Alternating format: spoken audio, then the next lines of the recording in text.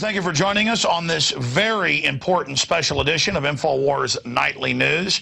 I want to thank David Ortiz and Linda West for the news portion of the transmission. We're going to be interspersing a lot of really big news in the next 30 minutes with the one, the only, Gerald Celente, the top trends forecaster. We're going to be looking at Obama appeals against court ruling that strikes down the NDAA Constitution killing system. Even though he says he's against the NDAA, he helped write it and then pushed for its passage and then signed it, but he's still against it. We're going to be looking at that. We're going to be looking at the takeover by the federal government of the cybersecurity and the internet. We now have a leak, confirmed leak of the executive order by Obama being passed around to media heads, the total takeover of the web. Folks, this is a serious tyranny we're entering. Now, Gerald Celente, of course, has had many best-selling books. He's predicted many of the things that have unfolded. You can find out more about his Trends Journal on the website we're going to be giving you here in a moment. But he has been calling the Tea Party before it materialized, the collapse of the euro, the riots in Europe, years and years before.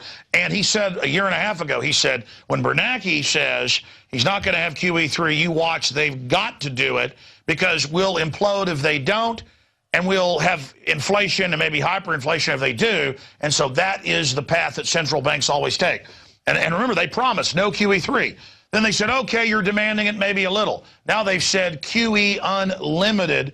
And we have our article here at Infowars.com today that I wrote, new banker bailout disguised as QE3.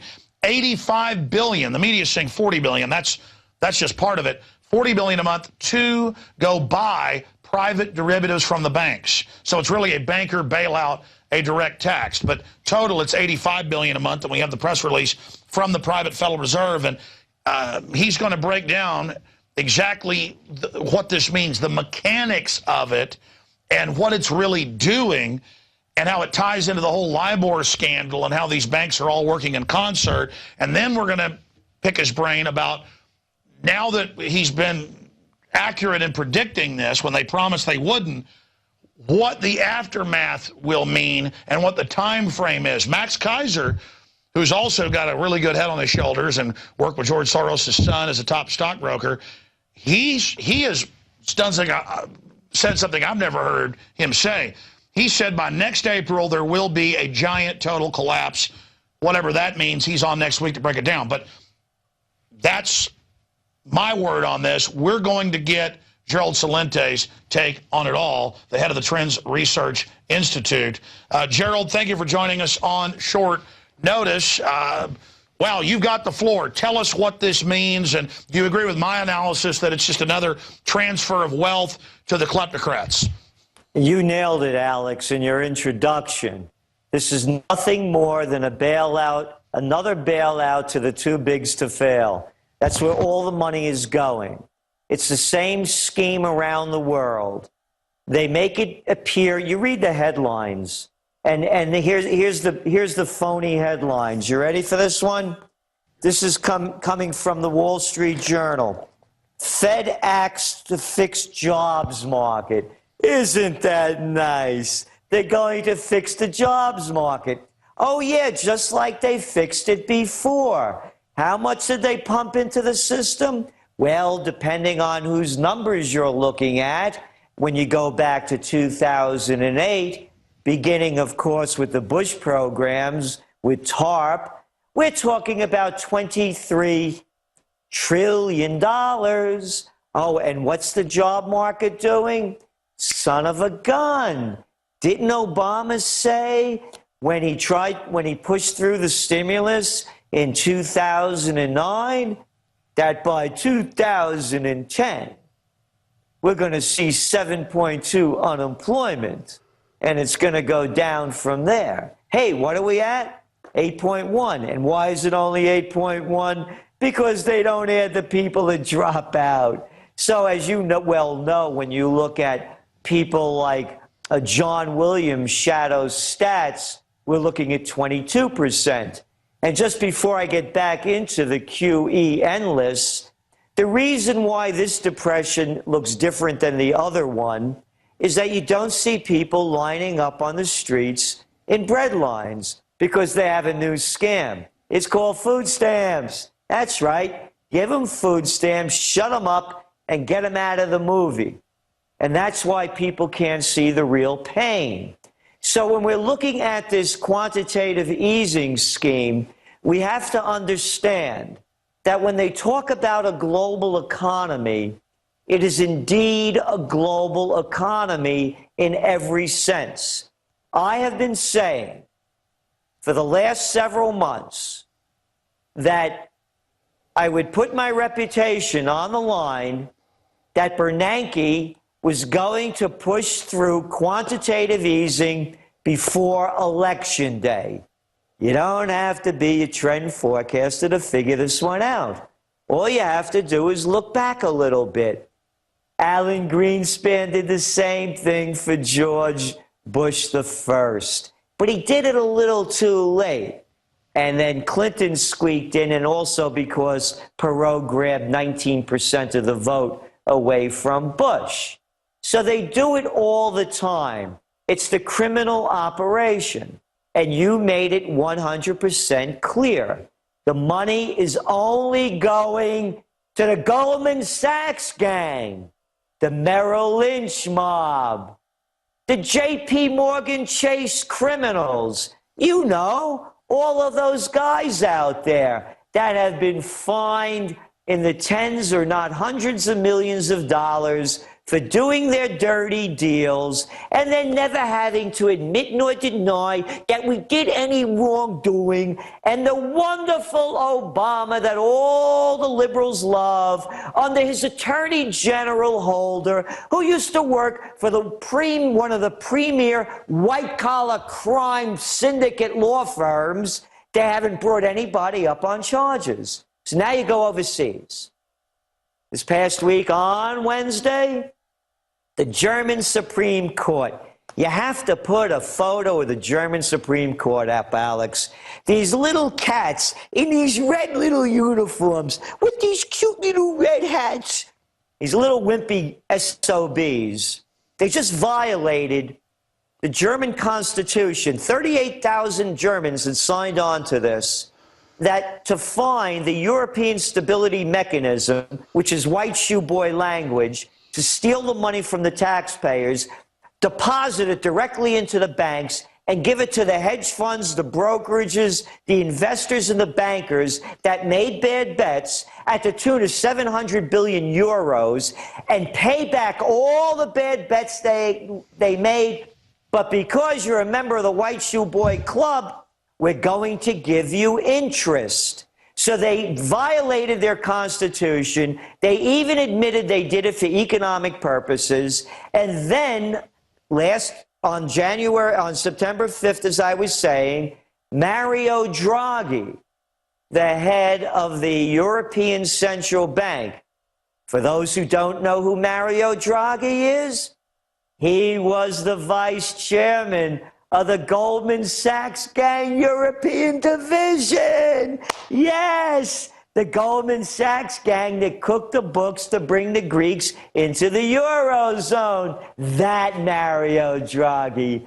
He announced, just like this, you said this endless QE, he announced they're going to buy up all of those worthless Italian, Spanish, Portuguese, Irish, Greek bonds, nonstop. All we're seeing here, and you could throw China into this loop as well, it's all connected. They are printing nonstop counterfeit digital money to give to their pals in the banks and the hedge funds so they could keep the scam going. All right, I'm not making this up. No. I mean, you're not there, Gerald. And just to interject, the magnitude of this, I played the clip on the radio today. Ron Paul on television said we should, quote, be panicking right now, but instead we have this mass Stockholm syndrome or this learned helplessness. I guess the word could be normalcy bias. Quote, countries should be in panic over Fed's decision, zero hedge.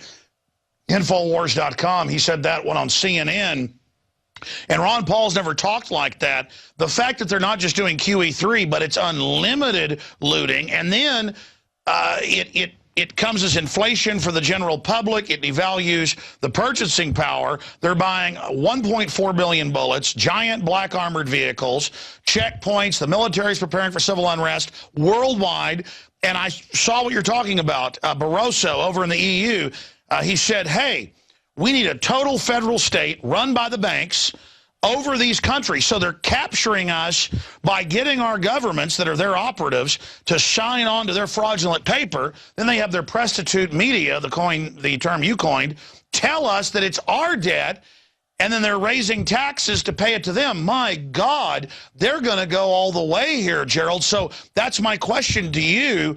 How do they think they're going to get away with this? Because when they say unlimited and they're going to buy all the derivatives that these criminals created and spend $85 billion a month just here in the U.S. giving it to them, I mean, what's next? Are they going to demand our daughters? Yeah. It's one banking syndicate. It's what Rothschild had said. They would make it so complicated that people wouldn't understand it until they lost everything, essentially, and were put under the control of one bank. Here, this is a quote. Now, this isn't a left-wing, subversive newspaper.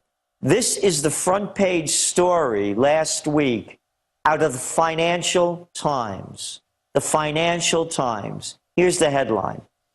Draghi helps out Obama campaign.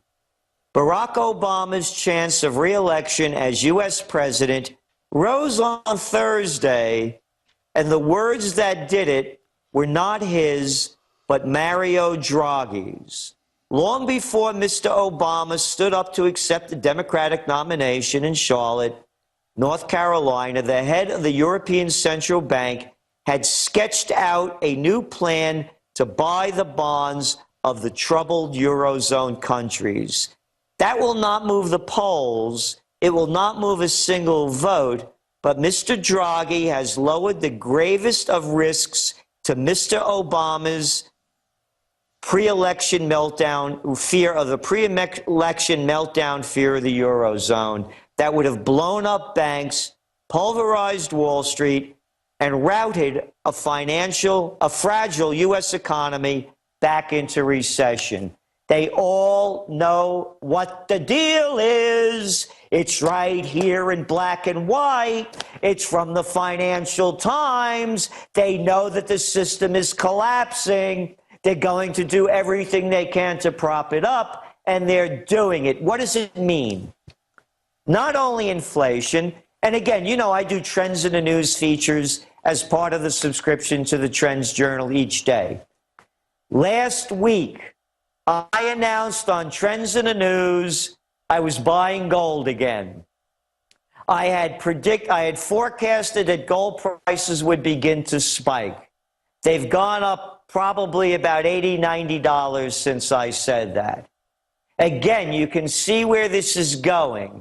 They're printing this counterfeit money, this digital money not worth the paper it's not printed on, devaluing everything else, forcing commodity prices higher, and here's the one that no one ever talks about anymore, hardly. In the old days, when I was a young boy, they used to have a thing that they used to promote in this country that made it seem like it was a good thing to do for wise people. Savings. Oh, you remember that quaint word, savings. You work and you put a little money away, you work and you put a little money away, and you put it in the banks. And you know what they would do with it? They would give you interest on it. Yes! Back in the old days, you would put money in the bank and they would give you interest on it. Interest that would be ahead of inflation most of the times. Now what do? They give you nothing. They take your money. They hardly give you any interest rates. And you know why? Because America's public enemy number one, Osama bin Bernanke, has pledged and has kept doing the same dirty deal, keeping interest rates near zero. They say they're going to keep them near zero or at zero until 2015. That means everybody out there that used to, especially the elderly, that used to put money away and build a nest egg, they got a goose egg. They got zip, nada, nothing. And what they're also doing by doing this is they're forcing people that do want to get a little return on their money to play their criminal operation games like investing in the stock market. And let me stop you right there. And then Gerald Celente, who's been in gold for 30 plus years and very successful, you have a private account in another company. MF Global comes along, takes control of it, takes your 6 figures, doesn't give it back. Corzine, who advises the president, former head of the same gang, Goldman Sachs U.S., he's the Don of this area. He sits there and says, I didn't know about it. It comes out he did know about it, and they just announced last week they're not going to do anything to him. So that's my question. The signal has been sent that they can rob anything. They are taking general police, turning them into SWAT teams. They are openly preparing to arrest people and put them in re-education camps. So I guess it is confirmed, like you're issued last quarter. Next train to Auschwitz, they are going the pure tyranny route. But here's the question. Break down from your great acumen and gravitas and looking into the future on this, but now it's becoming pretty clear. I mean, you were getting called pessimist porn 4 years ago in the New York Times. Now here it is. They're going to keep telling everybody everything's wonderful while they dig in, while they move offshore, while they get armed guards. But clearly people are losing confidence in the system. So what are they planning to do? How bad will it get? What's the time frame? All right.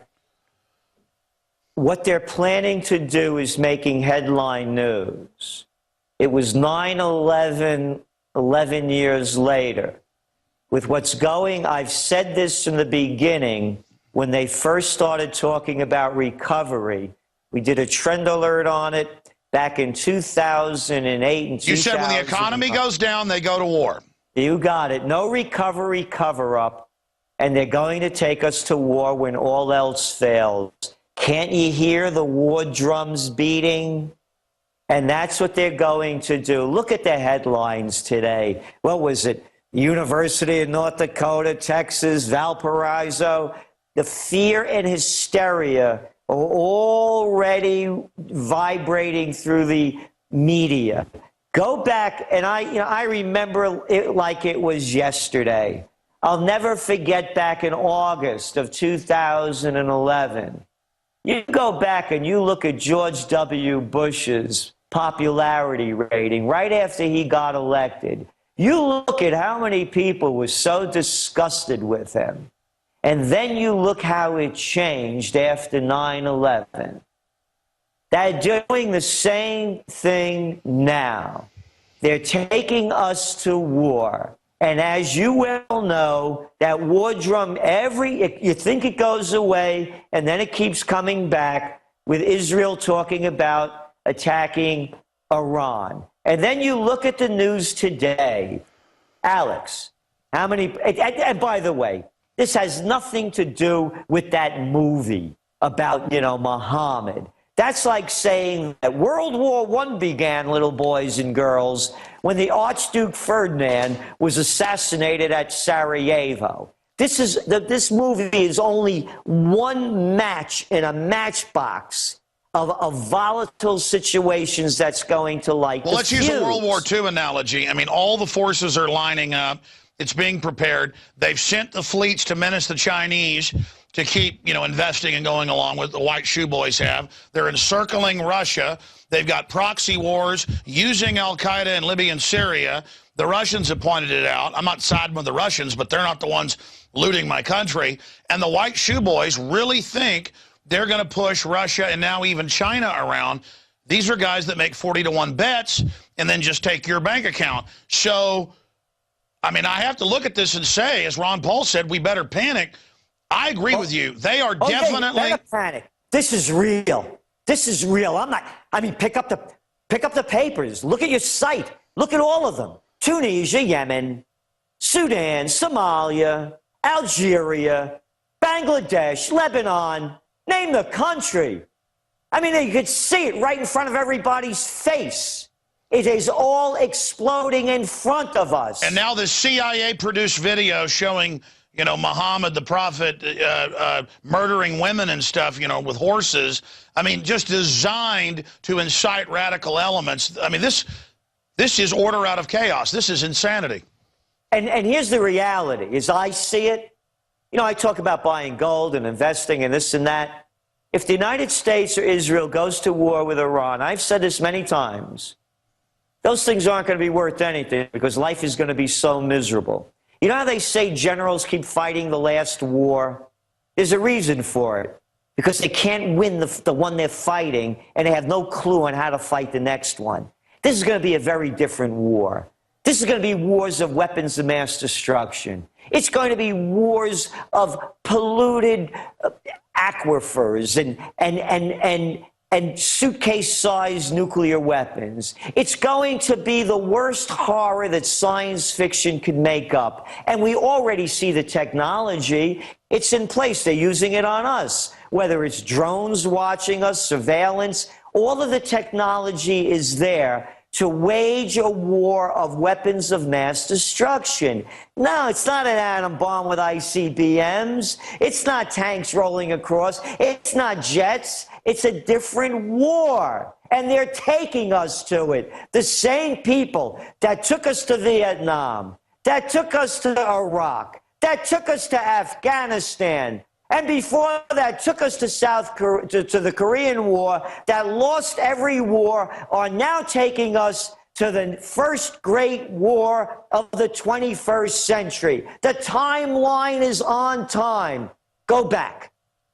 The crash of 1929, the Great Depression, currency wars, trade wars, World War, the Panic of '08, the Great Depression. It's you know what the numbers are in Spain. They're about 40% unemployment. They're saying 25. Same in Greece, same in Portugal, same in Ireland. And you look around, Italy officially is over 10%. France over 10%. The United States, as John Williams points out, shadow stats, 22%.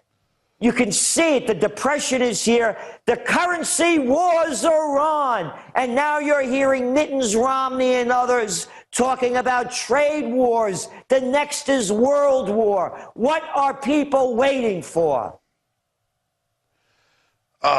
Man, you're absolutely right. And we've been so close to the problem. The dumbed-down sheeple who just want to watch their sitcoms and party, they're starting to wake up a little bit.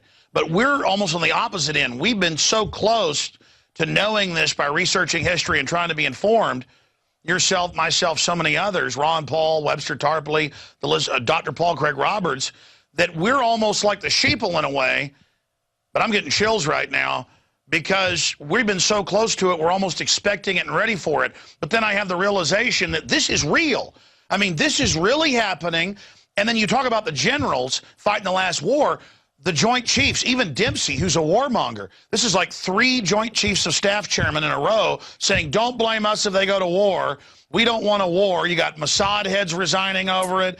You've got anybody who knows anything like Colonel Schaefer saying we don't want this. There's a reason real war fighters who usually love a new war do not want to enter this, because you're right. It's asymmetrical, it's insane, and they also realize it's globalist bankers who want to sit back from their yachts and offshore islands and play the West off against the East so they can consolidate power and get a police state out of it. People realize this is such a hell war that they're creating, and it's got Russia looming, and the white shoe boys who are so arrogant and chutzpah, bravada, hubris-filled are probably, I mean, there's a lot of experts, a lot of top brass I've talked to on and off air. They say this could go thermonuclear. I mean, this is going to get out of hand. This is going to make World War II look like a cakewalk. So I hope all the good old boys that talk about glass parking lotting all the Arabs, I hope they're ready for $20 a gallon gas if that happens. I hope they're ready for bioweapons in the streets. I hope they're ready for cities burning when the welfare people riot, because this isn't a game. You know, Homeland Security thinks it's cute. They're running ads about get ready for a zombie apocalypse as an art type of the public. It's like Satan's running this or something, Gerald. I mean, you couldn't come up with a more diabolical geopolitical plan than what these Harvard, Wall Street scumbag, crazy people have done. Because you know what? I have been freaking out, like Ron Paul says, for years. I knew it was coming. But now it's not over the hill. It's not down the street. It's 6 inches in front of our nose, and it stinks like a pile of dead corpses. And they're telling me it's pumpkin pie. They're telling me it's key lime pie to eat it. I mean, how far does this damn insanity have to go? And you're right. It's exactly what it is. It's right in front of our noses. You know, I look at these people that are in charge. It's not only what they say, it's who says it. And how could anybody believe them? Just by looking at them. You know what I look at these people? It's like they're like an anti-human race. They're not human. They're anti-human. All of their actions, again, they pollute our water. They poison our food. They destroy our minds. They wreak havoc on the earth. This isn't human. They're anti-human. All of their actions are anti-human. You know, they say Obama, you know, he's from Kenya, he's from here. I think this cat's from Galaxy 9. And right behind him is Mittens. And all of them. Who's even weirder? I'm telling you, they're doing anti-human deeds. These are not things that conscious people who care about the human race do. You know, you were mentioning about what all of these people and the destruction that they bring us. Think of Dwight D. Eisenhower, 5-star general, supreme commander of the Allied forces, 2-term president, and a Republican.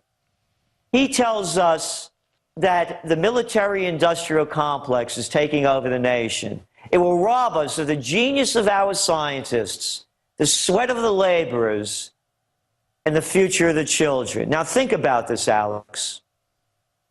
What was the major war that Eisenhower got us into? How about none? How about it was Eisenhower who ended the Korean War? No, he wasn't like Obama with his sleeves rolled up. Isn't that cat ever work, man? He's always out on the campaign trail. Or Romney, who's been running forever, since 2006 and before. And Eisenhower also said that anyone that seeks the office is either crazy or an egomaniac. And there you have it. You have crazy and egomaniac. You have fraud and fraudster. They're right in front of our eyes. Max Kaiser has a good analogy, and I remember seeing it in the press at the time. Some of the stockbrokers, because of the crisis of the towers, stocks were going up and down wildly, and they were making millions of dollars in the towers, and they stayed there as the buildings collapsed just to make money. And that's what the globalists are doing. I liken them to cancer, and cancer is programmed to take it all. Because I was making the point that, you know, to Max Kaiser, that cancer, if it had a consciousness, would think it was winning. It's taken over, it reprograms, nothing can stop it. And it's actually destroying the host. And he said, yeah, it's programmed to take it all. And these people really are cancer. That's why you say they're anti-human. All of us make mistakes. None of us are perfect. But these people actually, well, it's basic criminology. It's like a lot of criminals rob banks, not just for money. It's fun. And for them, it's fun. I mean, I was reading about Hitler and also watching some of the films. He would go out to the fronts, the Russian front and others, and for days he would stay up drinking coffee and eating pastries and taking speed to watch through big telescopes cities being bombed and burning buildings. And he loved World War I. He loved the dead bodies and the rotten dead people in the trenches. They said, man, he was like a fish to water to that. The black uniforms, the skulls. Well, look at our police. Look at the systems we've got. It's all that same black uniforms, ring wraith outfits, evil. And Stalin liked murder and death as well. These people are sick. These people, it's beautiful to them. It's beautiful what they're creating. And they are cancer. These people are cancer. As I said, they're members of the anti-human race. And when people ask me, when are things going to change? And I keep saying it over and over again. Nothing is going to change until the individual changes. And when enough individuals change, they don't accept this kind of behavior from the people that want to lead them. I've made this very clear. I am not going to vote for president in this election. I refuse to vote for a lesser of two evils. I don't hang out with lesser of two evils. I don't go out with them. I don't do business with them. I'll be damned if I'm going to vote for one to run my life and run my country. And then people say, well, why don't you put a write-in ballot or vote for so-and-so? No, because then that shows, they use the numbers to show that you're promoting their system and you put you down as somebody that voted. I will no longer be a part of this criminality. And again, only speaking for myself, you know my motto, think for yourself. I will not be part of this corrupt crime family that they like to call the Republicans and the Democrats. Well said. But you're better off calling them the Bananos or the Gambinos. Absolutely. Tell people where your motto of trendsjournal.com, trendsresearch.com came from. I mean, what would your dad... When I was what would your dad kid, think today, before you tell the story? What was your dad, if your dad was alive today, seeing all this happen, if my grandfather was alive today, seeing what happened, I think they would think they'd woken up on another planet. But what would your dad say about this today? Well, he would say, I'm glad I'm getting old, and I don't have to live in this place anymore because I can see where it's going. When I was a little boy, my mother used to want to get me the hell out of the house. I was such a troublemaker. So on Saturdays, my father would go out for business, take me along with him, and I'd be shitting my mouth off. And he'd look over at me in an Italian. He'd say to me when I'm running my mouth, he'd say, "Papagallo, parrot, stop repeating what everybody else is saying and think for yourself." And I heard that a couple of times. And I respected my father as I did my aunts and uncles and the elders. And I never wanted to make a fool of myself. So before I opened my mouth, number one, I knew I had to know what I was talking about. I had to have the facts. And the second one was I didn't want to repeat what everybody else was saying because that was the popular thing. And another funny thing, I never rebelled. My generation rebelled. I looked up to my elders. I have a whole wall over here of all my ancestors because I knew that I didn't know and they knew. Did they know everything? No. But everything they knew that they taught me. And that's the difference, by the way, of what's going on now. Young people have no reference point. They don't remember when America used to have, here's an arcane thought, Alex, there used to be a thing called hardware stores. Yeah, before Home Depot, before Lowe's. They were all over the place. There was a thing called an entrepreneur. I love Mittens Romney gets out there and he brags about creating staples. Oh, wonderful. You put all those stationery stores that used to be in every neighborhood out of business, and now you can take home $62.50 a week after you work in Staples and all your taxes and everything else comes out. People have no reference point when there was style and quality in this country, when we really built magnificent cities that are now going into the dust. And as I say, the only way I see America coming back is by going back. Going back to a time when there was courage and dignity, when there is respect and integrity and passion. You can see it in the buildings that are rotting in Detroit and in Cincinnati. You can see it when America led the world in infrastructure, and now we have trains that are speeding into the 20th century, let alone the 21st. You can see it by the dignity of our president. When you had a man like Eisenhower and not a little calfone like Obama being lifted up by a pizza man with his arms out like this. Could you imagine Eisenhower doing that? Could you imagine our presidents having their wives come out at the conventions to say how great my guy is and what a wonderful daddy he is? Look what this country's devolved into. The only way we're going to get ahead, I believe, is by having a renaissance, and that means going back to American quality. Well, all of that is great, and I agree with you, but now they have thrown another curveball. Unlimited quantitative easing, which it'd be bad enough if they really gave it to the banks and said loan. But as you know, in the last 5 years, the banks won't loan anything. They hoard the money. The only place you've got really big inflation is in the luxury items because they're giving themselves the money. That's their way to stop real hyperinflation, is just to make sure we don't get any of it. But if you're going to have inflation, might as well have it be into the economy at first and get some benefit up against the bad. But instead, it's this weirdness where only the elite shops and the luxury stuff, you know, gets more expensive, and they're making money hand over fist. But all the little restaurants I used to go to, all the places, they're all closed, they're all boarded up. Austin's one of the better off cities in the country, and it's bad.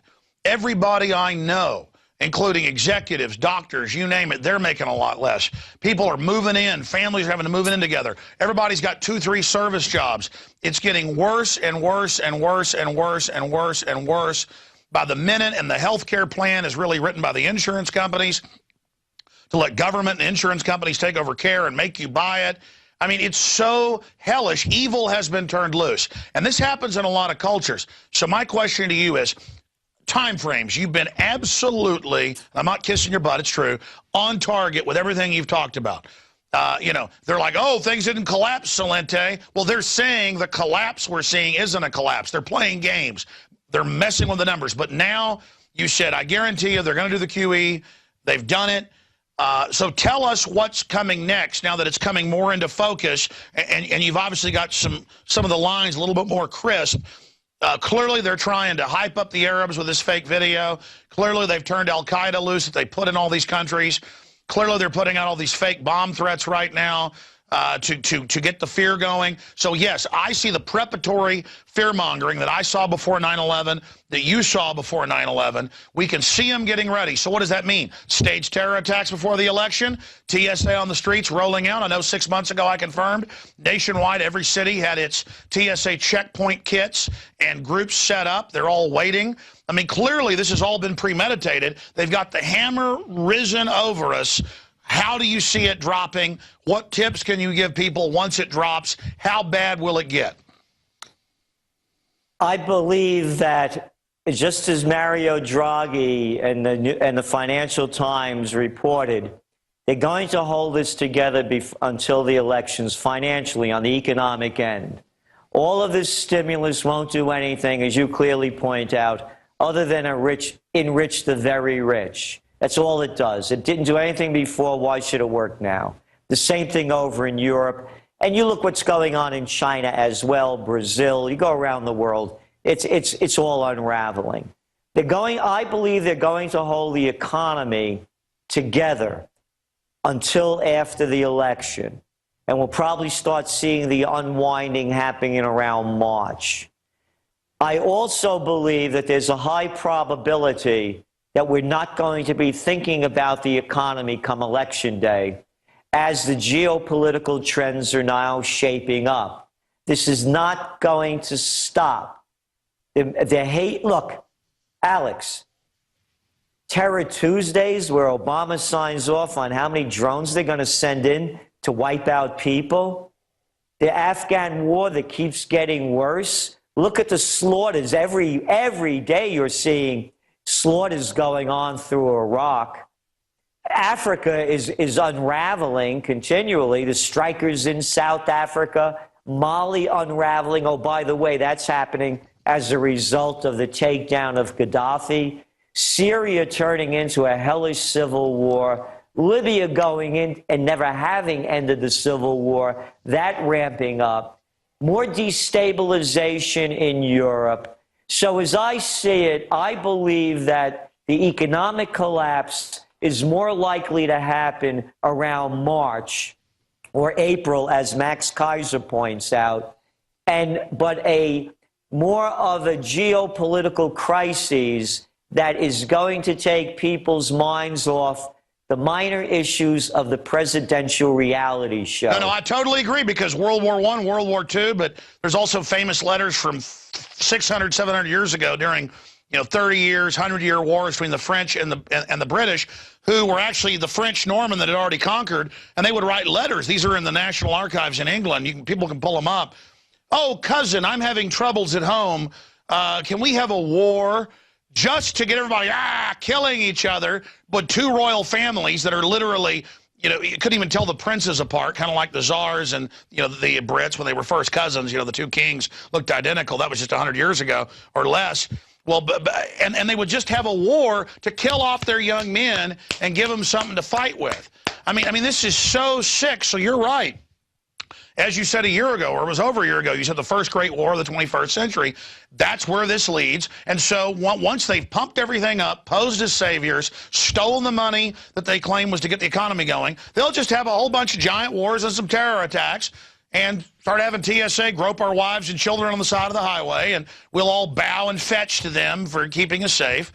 And we just march into pure technocratic slavery. And now they got cybersecurity executive orders. They admit shut down the web. They're talking about shutting off people that don't like them. And I guess they're going to try to come arrest us, Gerald. I mean, I guess that's it. Yeah, well, that's why we wrote that. I guess, was it the Spring Trends Journal? All aboard. Next train to Auschwitz. Kiss those calories goodbye. And, it wasn't as though the people didn't know what was going on. The people didn't stand up and take action, just like they're not taking it now. You mark my words, Alex. You're going to see El Presidente of los Estados Unidos. I say that because the joint's turned into a banana republic, where the cops arrest a little kid in Pennsylvania yesterday, Philadelphia, a 2-year-old kid, 2 years old, for peeing on a lamppost. This is what they do in third world nations. They crack down on the little people. So what you're going to see is when El Presidente hits the stage, like he did when he started the Libyan war, with that, gravitas is, I'm the commander-in-chief, and this is why we're doing what we have to do. The yellow ribbons come out, the flags go up, everybody salutes, and then they go to war. They do it all the time, and they're going to do it again. False flag or real, to me, it's in the cards. And you can see the preparation for collapse of society. What are solutions to counteract this? Again, I keep saying this. It goes back to the human spirit. It's what you're doing, what I'm doing, with the people that are working with you and me, the people that are listening to you and to me that want to make a positive difference. I'm up here in Kingston, New York. Uptown, they call it. It's a great little place. All the people, virtually, and I say all of the people are in it with each other. Every shop owner here, every restaurant, everyone wants to see everyone doing well. We have farmers markets. We're all trying to help each other. That's where it begins. And we have to break away from these chains. I keep saying it. Begin with breaking the chains. And like I say, if you think Olive Garden's Italian food, you're out of your mind. Go to your local place. I won't go to a Dunkin' Donuts. I go to Hudson Valley Coffee Shop. I won't go and buy anything I don't have to buy in a chain store that I could buy locally. That doesn't mean I don't buy everything. I have to buy some things. And the other thing, most importantly, it's about getting in touch with yourself. I have this line that I use. I'm alone in this world. I was married for 23 years. I have no children. I'm divorced a long time, too. Everybody I love is dead. No big deal. You just look at life differently. And for me, again, only speaking for myself, to me, hell is taking that last breath of life and knowing that you BS'd yourself and you weren't the person you claimed to be. So what I suggest is that everyone look at themselves and saying, is this the way you want to trip out of here? Are you okay with yourself? If not, what can you do to leave this planet on a happy note, a satisfied note, and a note of respect and dignity for yourself? And I believe when more people do that, they won't take the crap from these two-bit politicians and a bunch of suck-up bureaucrats and other psychopaths and sociopaths. They'll demand greatness. You're right. And here's an example. Let the big crooks get away with it. A cop sees a 2-year-old unzip their pants and start peeing on a lamppost. Come on, cops. Anybody who's had kids or been around knows when kids are 2 years old, I've got 3 of them. They, you know, I mean, I've had daughters when they were 2. My son, when he was 3, at the beach. And until you tell them no, they're just like little animals. They start peeing up against a lamppost. That's what kids do right after the time you potty train them. And the fact that a cop would write somebody a ticket for that shows a total disconnect for reality. When I was at Bilderberg this year, and they didn't want us to be able to get around it, they'd gone and harassed everybody and said, don't let them park. They'd gone in our hotel and said, is Alex giving you any problems trying to find something? And I told the cops, you know, shame on you, the head ones, and I had some of the others apologize for it. But the last day, we're trying to walk down a side street on the sidewalk across a little road.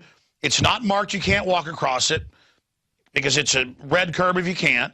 And we're trying to walk across it, and the cops come and block it and say, we're going to arrest you if you walk across there. And I sat there and I said, you go ahead and arrest us then. This has been going on for about 10 minutes. And the national media was there. The Guardian wrote about this. And I said, do you want your kids growing up in a country where citizens can't walk across this entrance here to the Marriott on a side street? You know this isn't marked. And I said, it's not illegal for me to walk right across here and go over by the hotel, you know, on the city sidewalk. I said, can I walk?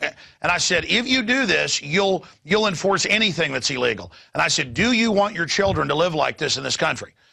And he pointed across the street and he said, you see that mobile unit? My boss is watching me on a camera right now and I'll get in trouble. And I said, so you're going to follow orders? You'll do anything to follow orders? And he said, no, fine. Go ahead. You guys can walk across the street.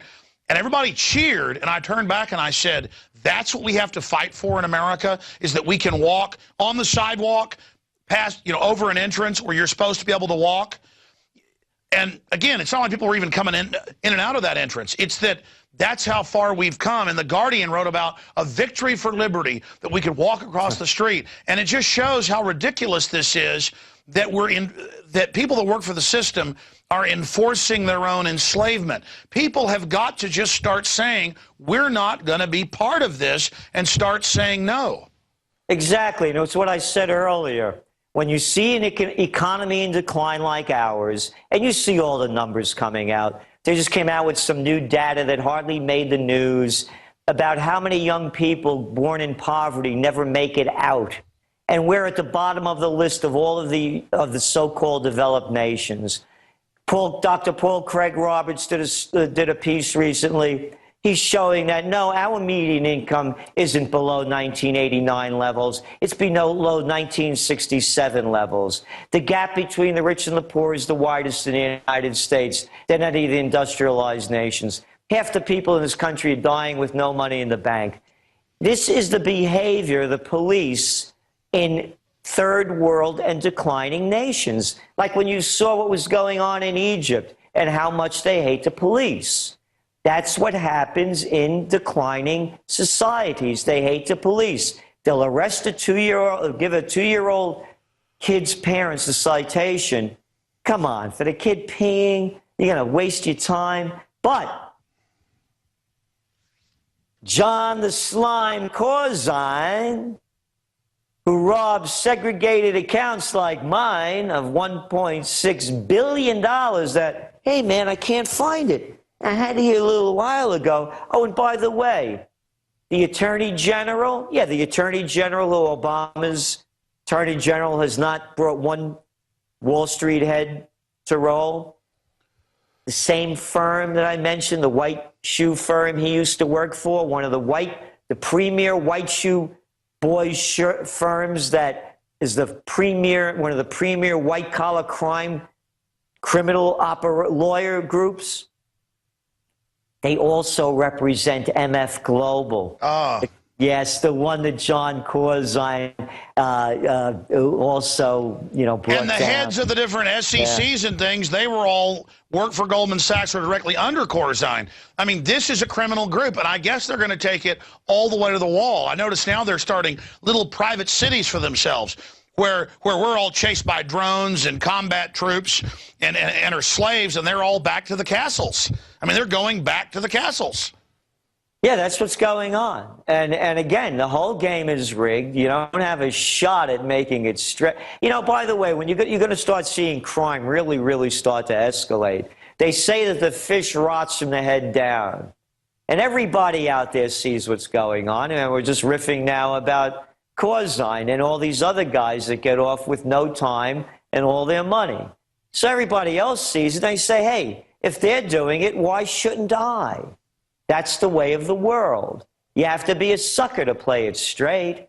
So now what you're seeing, again, when you add up all the data, as you well know, what is it now? 20% of the children are living in poverty? How many of them are going to get out? Very few. They come from nothing, they have nothing, and they'll do anything to get something. So you can see how this whole cycle of violence and crime keeps building on itself. Which is legalized slavery, because they get the kids for petty things or even being late to class, put them in juvenile hall, they get beat up, they get inducted into a gang.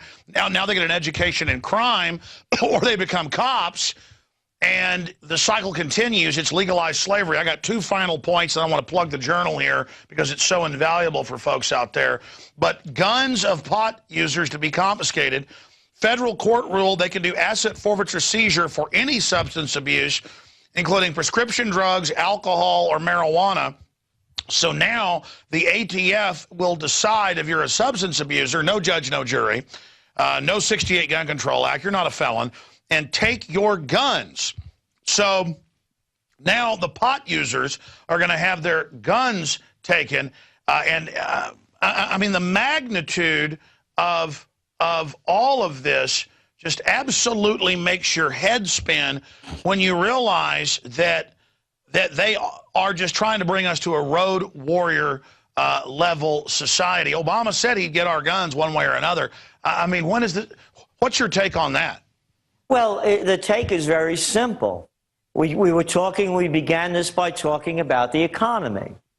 I mentioned about how young people have no reference point when there used to be small farms, small businesses, small agriculture, when there were a lot of people that were in the communications business and it wasn't all closed up. It's a takeover. We're talking about the central banks in Europe tying in with the central banks in the United States. Oh, and by the way, that European Supreme Court ruling, again with those cats in the red hats and those little red robes, they also took power out of the Bundestag, the German government, and transferred it into Brussels. So now you're going to have two major central banks working with each other, the Brussels central banks, and you mentioned Brasso before, about how they're going to start taking all the power away from the European nations and centralizing it.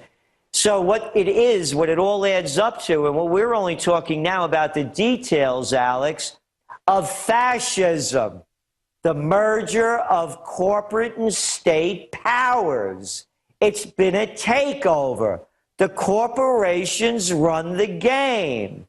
There was no such thing when I was a young guy of hedge funds and private equity groups owning corporations. They've put their people in every government. You look at Brazil, you look at African countries, New Zealand, it's always Goldman Sachs, JP Morgan. They've got the regulators, they got the judges. I mean, I've never seen, and I've studied history deeply, in modern history, such a massive unification of crooks who are just literally running the police and everything else. God help us. Gerald, Celente, we've got to help ourselves. God helps those that help themselves, as we know. Trust in God, but row away from the rocks. The Bedouins saying, trust in God, but tie up your camel. I mean, I guess, Hunter S. Thompson kind of ripped off that and said, trust in God, pray to God, but row away from the rocks.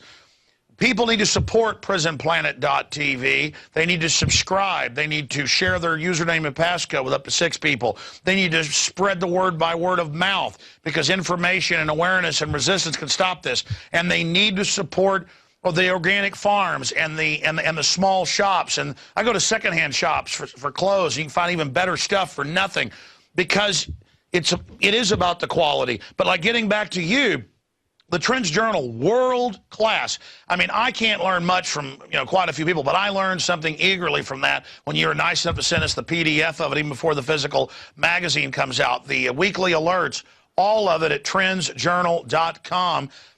Tell people, because you never plug yourself, how they can subscribe, how they can sign up, and even if they can hear you here for free coming on once a month or something, hey, support somebody. Because look, it turns out $500 million, and I already knew this, but it was now in the news, of stimulus money went to MSNBC to push their anti-freedom crap, to not hire anybody, but to give bonuses to all those propagandists.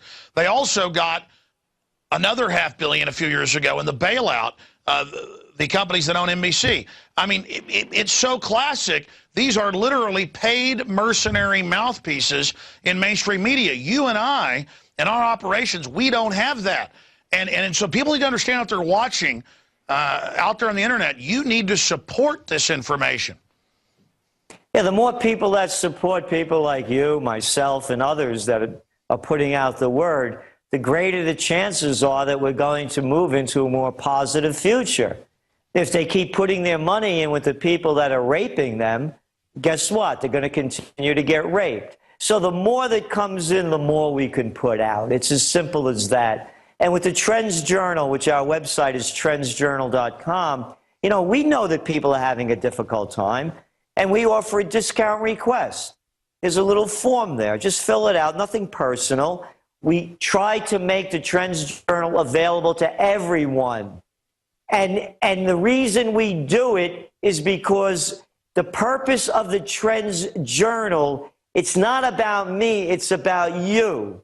It's about helping you prepare, helping you survive, helping you thrive so that you could plan for the future. And if you see the future coming, then you know how to navigate it. And I have to say that, we've been around since 32 years, and our track record is second to none. And we're very fearful of what's going to go on in the future, and we need you to help us make a better future and a better present. By the way, I hate these politicians that say, I want to make the world better for our children and our children's children. How about making it better right now? And that's what the Trends Journal's really about, making it better now.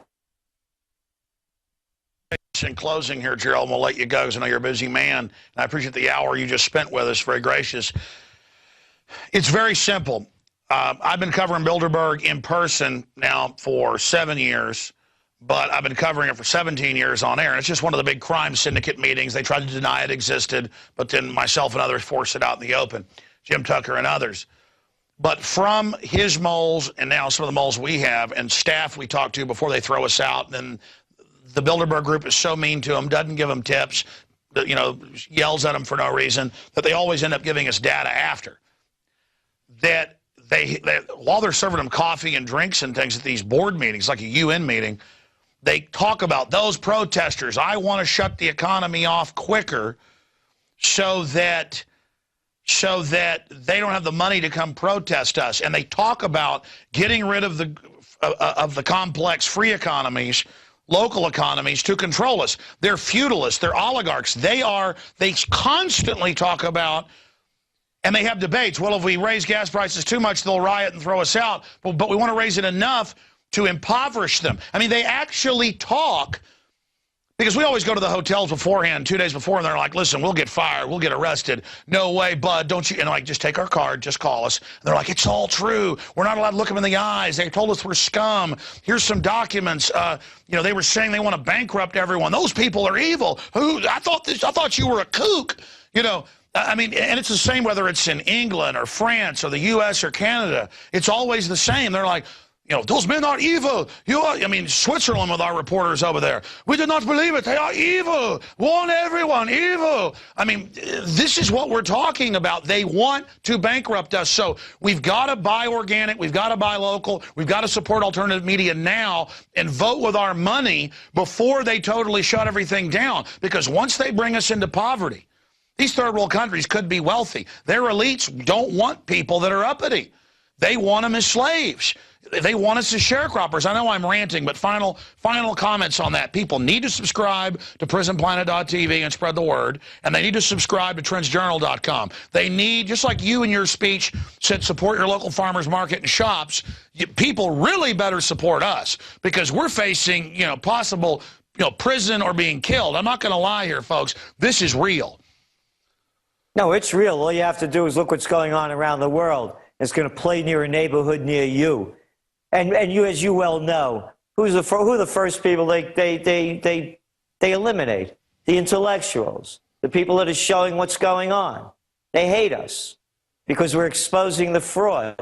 And as I said, when you're talking about they're evil, to me, man, they're members of the anti-human race. There's a big galaxy out there. Look up into the sky. I don't know where these cats are coming from, but boy, they don't have the heart or soul or anybody that I know. Well, I instinctively, they call it God-fearing, but just if I even think about doing something bad or see somebody do something bad to somebody who doesn't have it coming to them, I just have this horrible feeling like, hey, the universe doesn't like that. And it's so strong, and I just can't imagine. I watch these people, and they just enjoy hurting people for no reason, and I'm just like, man, I'm glad I'm not them. I mean, you're right, they are screwed up. I watched all of both conventions. I have to because of my job. And I could not believe this show that they put on. One lie after another, every cheap applause line you could believe. And then I have to tell you, they put on a great show. It's part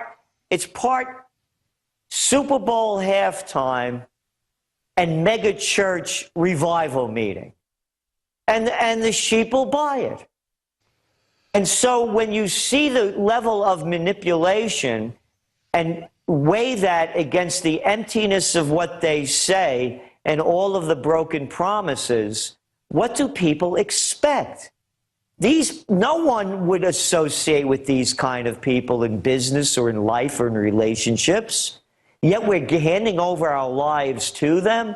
So yes, we need, the more that we get, the more that we could give. I know how much you give. I know how much you're out there. I don't know how hard you work, but I only could imagine because I know what I have to do to stay, on top of the news and ahead of the trends. It's nonstop.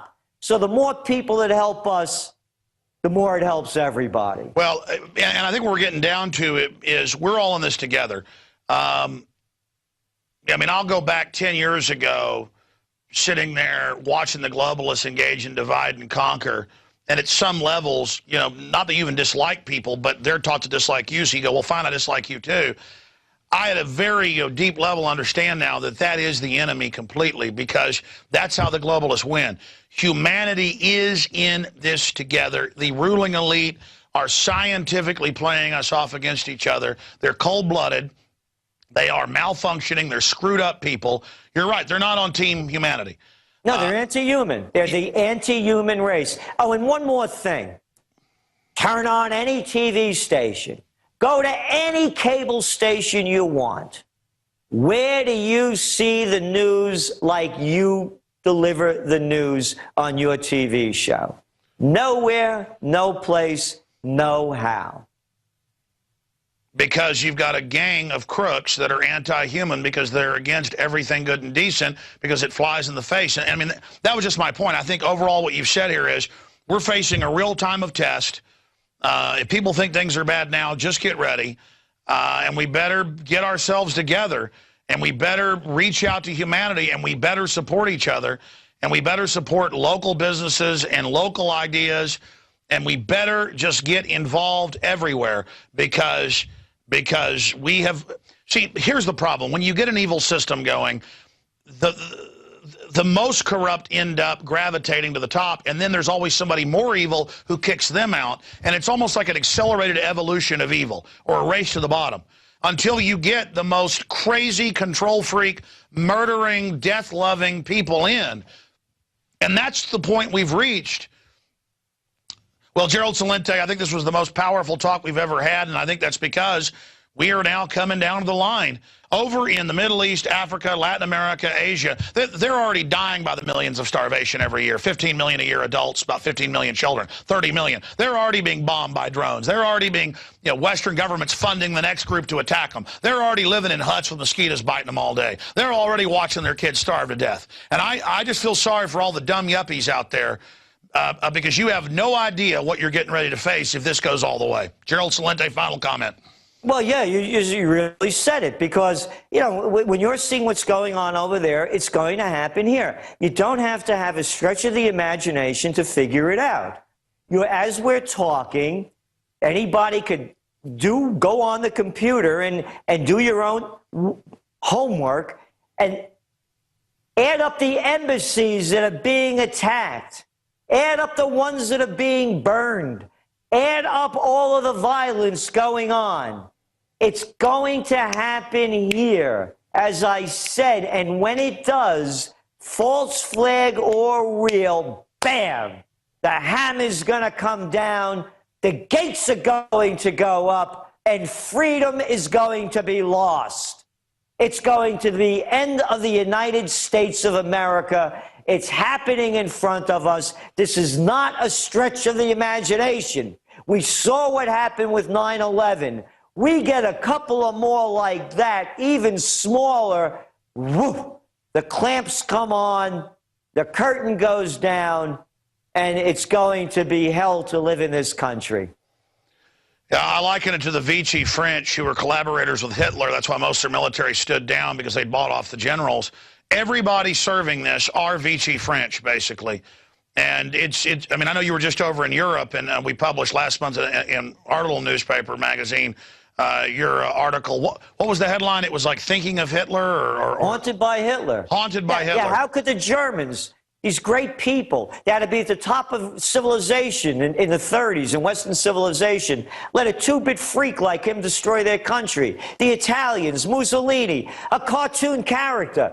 Right over here, folks. Turn on the presidential reality show. You want to see a bunch of two-bit freaks? They're there for you. Hey, how about that cat over there in California? The guy running for Congress. Oh, Alex, if you get an abortion, your cancer rate goes up. Or the guy in Missouri. Hey, ladies, if you get raped, don't worry about it. It's an unimmaculate conception. It'll never happen. These people are out of their minds, and they're running your lives. Gerald Celente, trendsresearch.com, trendsjournal.com. Thank you so much. A very powerful radio broadcast, and I hope to air some excerpts of this on the Sunday transmission, 4 to 6 p.m. Thank you so much, Gerald. Hey, thank you, Alex, for all you're doing. Man, wow. Well, there goes Gerald Celente.